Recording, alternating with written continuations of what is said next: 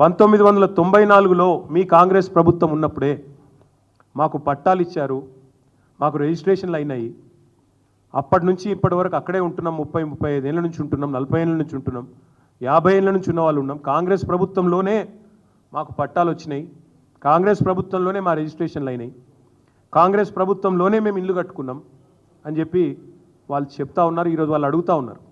మరి ఆనాడు రిజిస్ట్రేషన్ చేయించుకున్నప్పుడు కానీ, బిల్డింగ్ పర్మిషన్లు ఇచ్చినప్పుడు కానీ, ఆనాడు ప్రాపర్టీ ట్యాక్స్ కట్టించుకున్నప్పుడు కానీ, మాకు కరెంటు కనెక్షన్ ఇచ్చినప్పుడు కానీ, మంచినీళ్ళ బిల్లు కట్టుకున్నప్పుడు కానీ ఆ రోజు లేని అభ్యంతరాలు ఈ రోజు ఎందుకు వస్తున్నాయని వాళ్ళు అడుగుతున్న సూటి ప్రశ్నకు ప్రభుత్వం దగ్గర సమాధానం ఉందా అని నేను అడుగుతాను.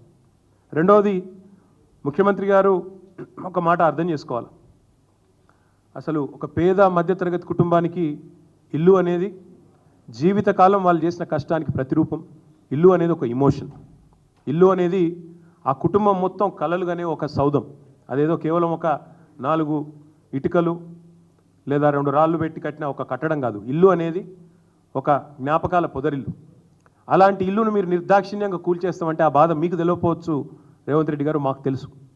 మా కుటుంబం స్వయంగా కేసీఆర్ గారి కుటుంబం ఒకసారి కాదు 2 సార్లు డిస్ప్లేస్ అయ్యాం మేము. మా నాయనమ్మ ఊరు పోసాన్పల్లె అని అప్పర్ మానేరు డ్యాంలో 1940లో మునిగిపోతే అక్కడి నుంచి తట్టాబుట్టా తీసుకొని మేమంతా చింతమడకకు వచ్చింది మా కుటుంబం. మా అమ్మమ్మ ఊరు, మా అమ్మగారి అమ్మ ఊరు మొన్న మిడ్మానేరులో మా ప్రభుత్వం వచ్చిన తర్వాతనే 2014 తర్వాత మా అమ్మమ్మ గారి ఊరు కూడా మునిగిపోయింది. మా జ్ఞాపకాలు, ఆ ఇల్లు అన్నీ అక్కడే పోయినాయి. సో ఒకసారి కాదు 2 సార్లు డిస్ప్లేస్ అయిన ఫ్యామిలీ మాది. మాకు తెలుసు ఆ బాధ ఎట్లుంటుందో తెలుసు. ఒకసారి నిర్వాసితులుగా మారితే ఆ ఊరితో అల్లుకున్న జ్ఞాపకాలు కానీ, ఆ ఇంటితో అల్లుకున్న కొన్ని ఆశలు, ఆకాంక్షలు కానీ ఎట్లుంటాయో మాకు తెలుసు. మీకు తెలియకపోవచ్చు రేవంత్ రెడ్డి గారికి. ఎందుకంటే మీలాగా అయాచితంగా లకీల్రాలో వచ్చినట్టు ధన్మనే ఊడిపడలేదు ప్రజలు. పాపం కష్టపడి ఇదే మీ కాంగ్రెస్ ప్రభుత్వమే, ఇలా మీరు ముఖ్యమంత్రి కావచ్చు కానీ గతంలో మీ కాంగ్రెస్ ముఖ్యమంత్రులు ఉన్నప్పుడే అన్ని అనుమతులు తీసుకొని కట్టుకున్న ఇండ్లు ఇవి. 20, 30, 40 ఏళ్ళ కష్టంతో, రెక్కల కష్టంతో కట్టుకున్న ఇండ్లు. పట్టాలు ఉన్నాయి, రిజిస్ట్రేషన్లు ఉన్నాయి, ఇంటి నెంబర్లు ఉన్నాయి, కరెంటు బిల్లులు ఉన్నాయి, నల్లా బిల్లులు ఉన్నాయి. అన్ని అంటే చట్టరీత్యా అన్ని రకాలుగా న్యాయమైన పూర్తి స్థాయిలో ప్రభుత్వం గుర్తించిన ఇండ్లు.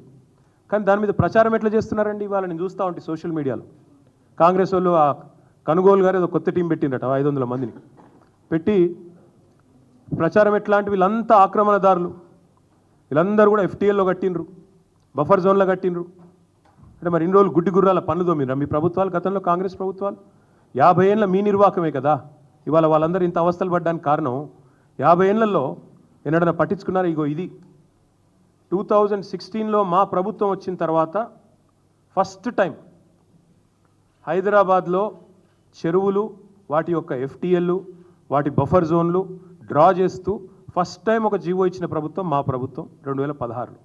అంటే అదివరకు 1956 నుంచి 2016 వరకు, అంటే సరిగ్గా 60 ఏళ్ళు ఒక్కరంటే ఒక్క ప్రభుత్వం కాంగ్రెస్ ఉన్నా, మిగతా ప్రభుత్వాలు ఉన్నా కనీసం వాటి బౌండరీస్ కూడా డ్రా చేసే ప్రయత్నం చేయలేదు. ఎట్లా వస్తే అట్లా పట్టాలు ఇచ్చారు, రిజిస్ట్రేషన్లు చేశారు, FTL చూడలేదు, బఫర్ చూడలేదు, ఏది చూడలేదు, కట్టిపారేసిండ్రు, ఇచ్చి పారేసిండ్రు. ఈరోజు ఇప్పుడు 2024వ సంవత్సరంలో వచ్చి మీరు ఆక్రమణదారులు, మీరు తప్పు చేసిండ్రు. నేను అడుగుతా ఉన్నా, మీకు దమ్ముంటే చేత అయితే మొదలు ఎవరైతే పర్మిషన్ ఇచ్చిండ్రో వాళ్ళ మీద చర్య తీసుకోవాలి. హైకోర్టు కూడా అదే చెప్పింది కదా.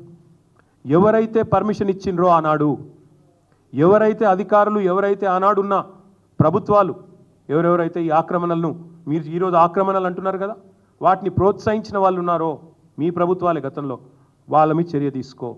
ఎందుకు మరి మేము 2016లో వచ్చి ఈ జీవో ఇచ్చేదాకా ఎందుకు మీ ప్రభుత్వాలు ఎన్నడూ పట్టించుకోలేదని నేను అడుగుతా ఉన్నా. ఇవన్నింటికి మించి లక్షలాది మంది జీవితాలు అంధకారం చేస్తా అంటే ఒక మాట అడుగుతా ఉన్న ముఖ్యమంత్రి, నేను మీ ప్రాధాన్యం ఏంది అసలు?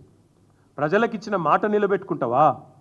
ప్రజలకిచ్చిన మాట ఏంటిది? మీరు రైతులకు రైతు భరోసా అన్నారు, రైతు కూలీలకు నెలకు 1000 రూపాయలు ఇస్తా అన్నారు, ఆటో డ్రైవర్లను బాగా చూసుకుంటాం నెలకు 1000 రూపాయలు ఇస్తా అన్నావు, మహిళా సోదరిమణులను కోటీశ్వరులను చేస్తా అన్నావు, నెలకు 2500 అన్నావు. అది ఏది చేయకపోగా దానికి దేనికి పైసలు లేవట. దానికి మాత్రం పైసలు లేవు, చేతులు రావు, మనసు రాదు. కానీ 1,50,000 కోట్లు ఒక మూసీ ప్రాజెక్టు. నేను ఒకటి అడుగుతా ఉన్నా, మూసీ ప్రాజెక్టు విషయంలో ముఖ్యమంత్రి గారు చెప్పాలా. మేము కూడా మొత్తం దేశంలో ఉండే అన్ని వివరాలు తెప్పించినాం. ఇగో ఇది నమామి గంగే యొక్క ఇగో డిపిఆర్ ప్రాజెక్టు వివరాలు మొత్తం, అసలు దాని మొత్తం ప్రాజెక్ట్ యొక్క పూర్వాపరాలు ఏంది దాని కథ అనేది నేను కూడా అవుట్ ఆఫ్ క్యూరియాసిటీ తెప్పించిన. ఏంది అసలు నమామి గంగే ఏంది? 2,400 కిలోమీటర్ల గంగా నది ప్రక్షాళన కోసం కేంద్ర ప్రభుత్వం స్టార్ట్ చేసింది ఈ కార్యక్రమం నమామి గంగే. 2,400 కిలోమీటర్లు మొత్తం కలిసి దానికి పెట్టిన బడ్జెట్ ఎంతో తెలుసా? 40,000 కోట్లు. 2,400 కిలోమీటర్ల గంగా నది కోసమేమో 40,000 కోట్లు. కానీ 55 కిలోమీటర్లలో జరిగే మూసీ సుందరీకరణ కోసం మాత్రం ఈ ముఖ్యమంత్రి గారు చెప్తారు 1,50,000 కోట్లు ఖర్చు అవుతుందంట. దీన్ని స్కామ్ అనకి ఏమనాలి మరి మేము?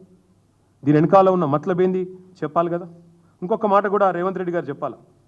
అనుమతులు ఇచ్చిన ఇండ్లను కూల్చడం అంటే ఇది ప్రభుత్వానికి తన వ్యవస్థ మీద, తన యంత్రాంగం మీద, తన పరిపాలన మీద తనకే పట్టులేని తనానికి నిదర్శనం.